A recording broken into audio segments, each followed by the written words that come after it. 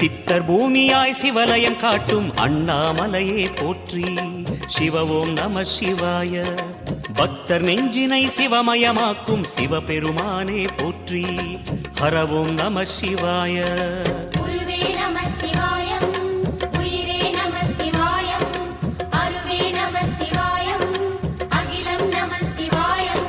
நம சிவாய நம சிவாய ஓம் நம சிவாய. நம சிவாய நம சிவாய ஓம் நம சிவாய.